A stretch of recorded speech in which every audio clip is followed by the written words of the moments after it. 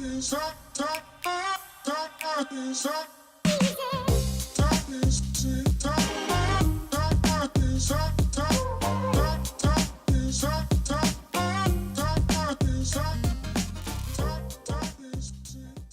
some point in the life of any growing business, it's likely that you're going to need to raise money from an outside investor. And when you take that big check, you're welcoming someone into your inner sanctum.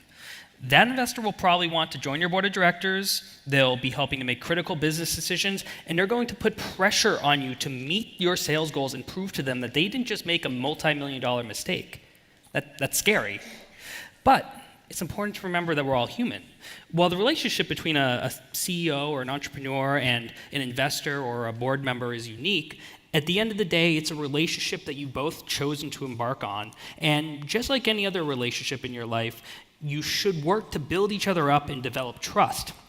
So our next panel features two people in such a relationship who have transcended the usual transactional nature of business and formed a real bond that has helped them both personally and really helped the company to thrive. So we're going to welcome back to the stage REBBL CEO Sheryl O'Loughlin, and joining her is Boulder Investment Group Reprise managing partner and co-founder Duane Primozich.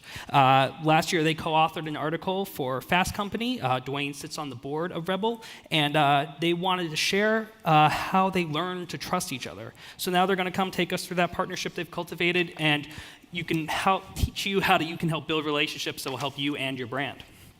Welcome.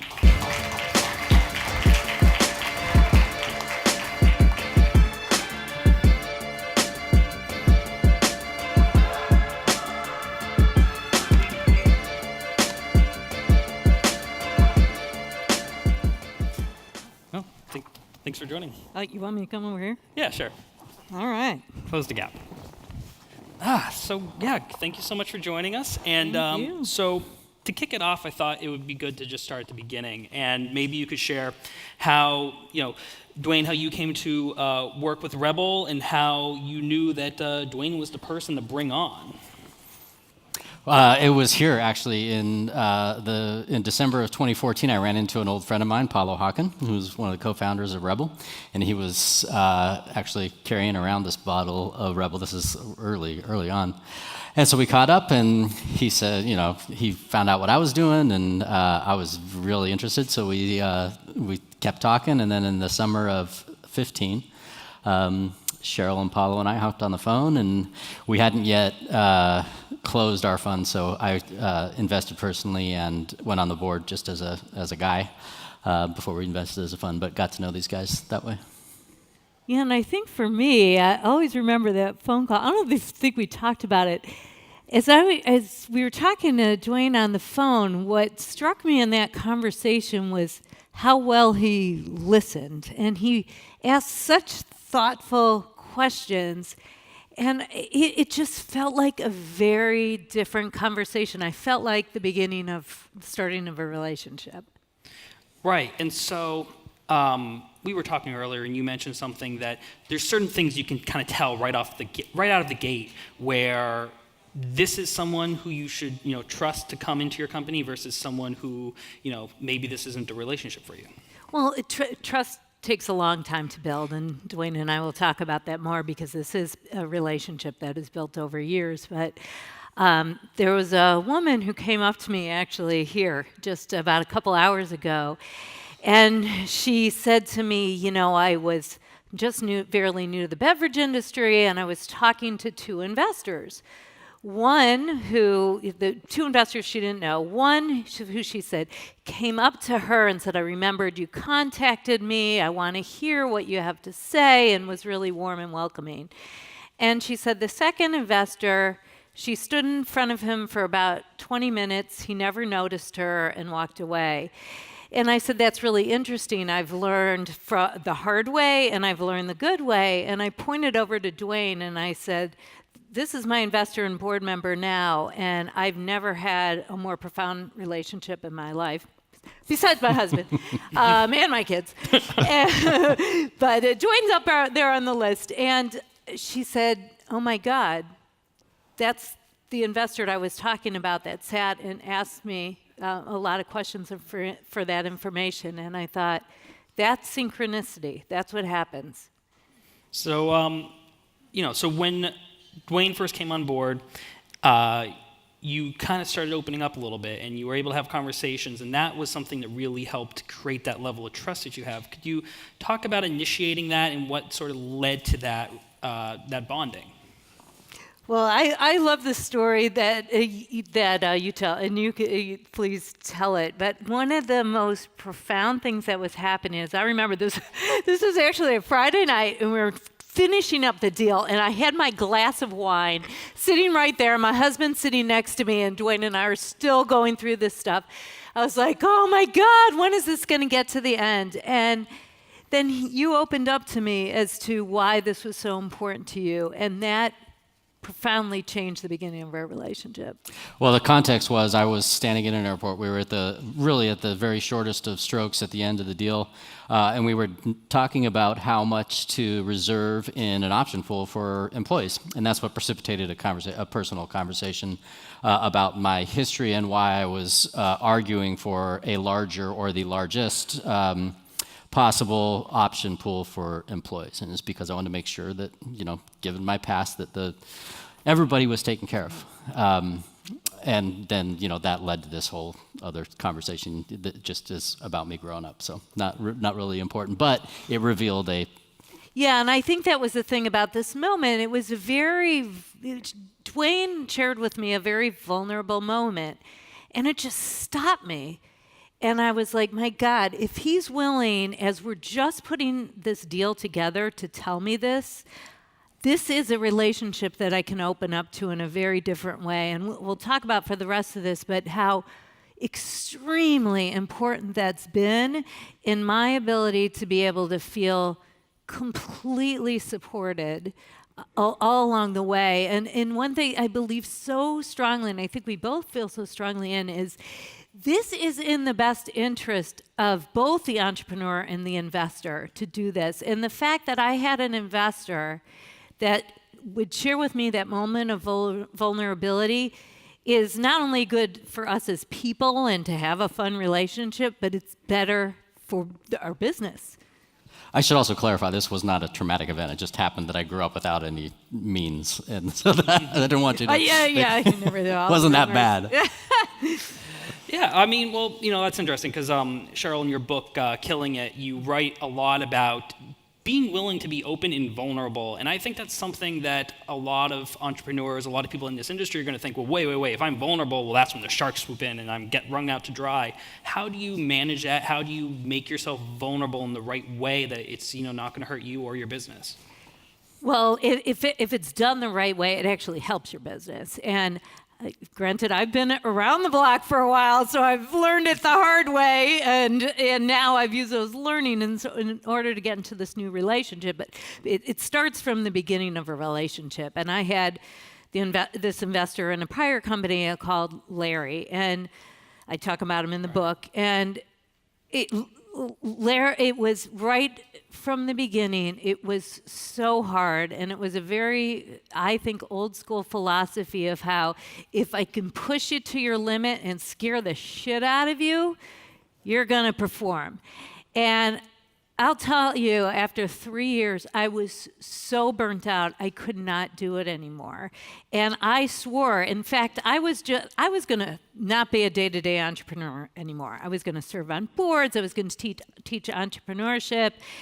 And, REBBL came into my life, and I fell in love. But one of the things that I said was, I am not going to take on this role if I have to deal with assholes. I'm just not going to do it. And I very deliberately cultivated relationships with people that I know could be my friends. And when I talk to Duane every Tuesday, not because I have to at all, it's because I want to. Because when I'm having my toughest moments, I can reach out to him at the end of every single one of those calls. I feel like he has my back no matter what I'm going through. And I can say anything to him, and he never flinches, ever. And that goes both ways. It's important, obviously, to manifest that humility and that vulnerability, but you have to return that and give your partner in this the opportunity to be there for you as well. That is one of those things that really is a foundation for trust. If I'm always the one supporting or soothing or comforting Sheryl, that puts me in a position of power that is not going to set up a trusting relationship. So you have to return that, and that eventually, after all these years together, builds to what we're talking about. This is, even with the type of intention that we have brought to this, it takes time. Yeah, and I think that is so true, Duane, and you said that earlier today, and I never even thought about it that before. I think that goes into the building of the trust, because you do share as much with me as I do with you, and it is a relationship. You know, we tend to, in business, talk about things as things, our business, our company, our resources. This is all about relationships. We're all human beings at the end of the day. You know, and I think what's interesting is, you know, you've mentioned that this is a fairly unique relationship for this type of position, but you know, you also have standard relationships with your board members and with your investors, and so how does having something like this help you to then apply that to your more, you know, less connected relationships, but nonetheless important relationships? Well, I'll give Duane a phone call. I just did last week on Tuesday and said, I am so pissed off about this, and this person pissed me off. And he's like, okay, Sheryl, chill down. Let's work through this. And so having someone like Duane helps me to be more powerful and confident in my other relationships, because I know that, again, I have someone that I've bounced it off of. I can work through it, so I can approach the relationship really thoughtfully instead of anger or reacting in the moment. He is my sounding board that helps me to be better with my other board members, and helps me to feel confident in opening up to them, and that's what he always encourages me to do, and inevitably every time that works to the benefit of all of us. Yeah, and you know, kind of going back briefly, talk about when you had that trouble investor, Larry, as we've called him. You know, how did you have to manage that? I mean, if you find yourself in a situation like that, what are your options? What can you do? Well, I managed it poorly. Honestly, I look back and it gave me the best learnings as to how to manage it better. And I always remember when I went to start my company, which he was invested in, I remember talking on the phone. I had never had investors before, so this was a whole new world, so I already felt vulnerable. But we were having a conversation, and some of my teammates were on the phone, and then this investor started kind of berating me on the phone. And I called him up and I said, Larry, do not ever, ever do that in front of my team again. You just cut me off at the knees. And he's like, thank you, Sheryl, for saying something and putting me in my place and letting me know that. I really appreciate that. All of a sudden, I don't know what it was, but I developed fear around this thing because I felt like I was a little in over my head with this investor relationship and what to do. And I never said anything again. And it was to my detriment to have never done that. It was to his detriment to never have done that. So what I've learned now is take a breath. Try to, calm down, be thoughtful, write down my thoughts, and then approach someone truly as a human being that cares as much as I do. And that is so important. And if you can't be willing to be doing that, you have the wrong investor, and it's time to get out. We have also, it's worth saying, the benefit of a lot of years of doing this. Yeah. And a lot of gray hair. So that it rolls, off a little easier when you've seen a lot, and it is. So I don't want to paint too rosy a picture here. And I still disappoint other CEOs for whom I serve on their boards, and the best. He's willing to be vulnerable. That's what I'm talking about.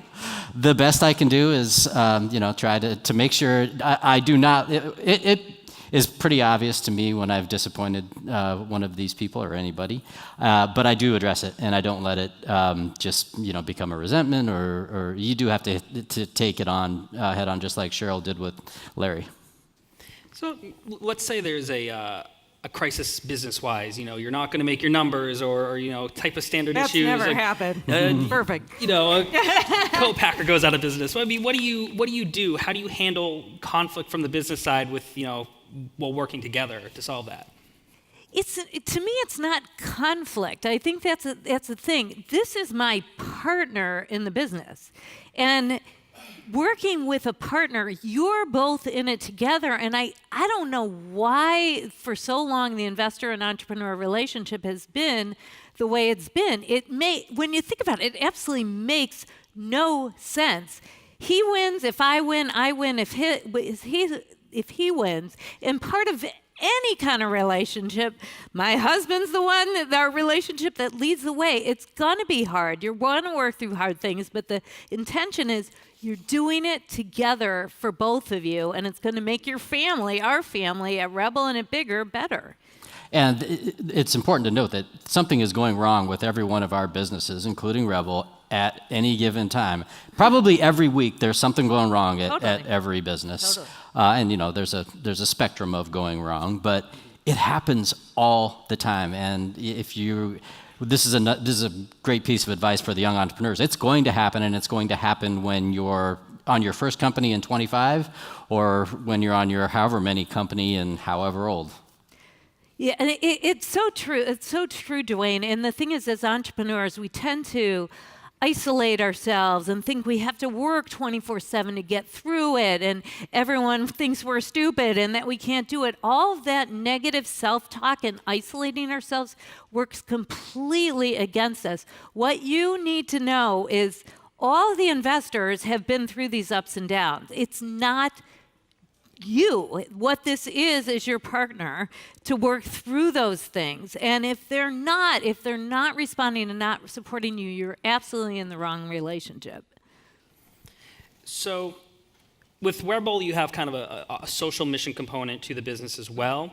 And when you have a company like that we're part of the bottom line is that we're going to be putting a portion of our profits towards a cause.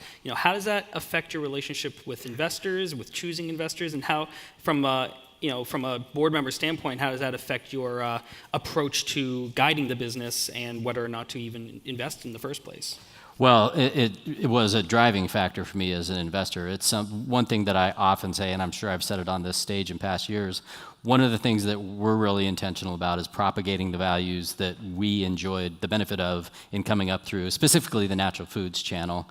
It's so dynamic these days, and I think it does take real intention to make sure those values remain there for that next generation of entrepreneur. And REBBL is just exactly that.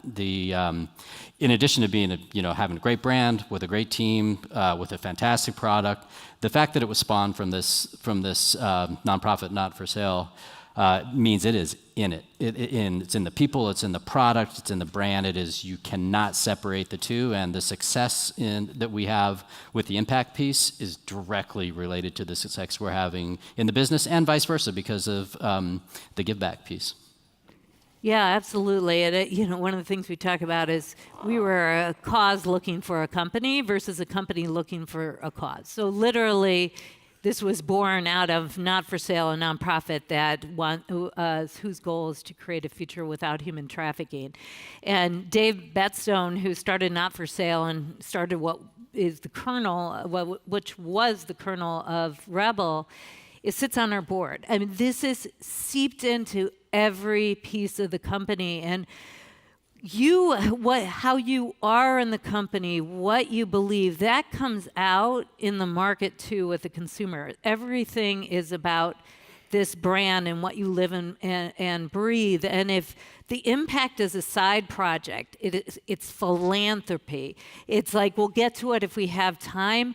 The brand suffers. It's inextricably linked, and no investor in their right mind would invest in REBBL if they didn't believe in that, because that is part of what we're doing. That is our mission. You can't pull it apart. Well, I think that's a fantastic place to leave it. Thank you both so much for joining us. Thank you.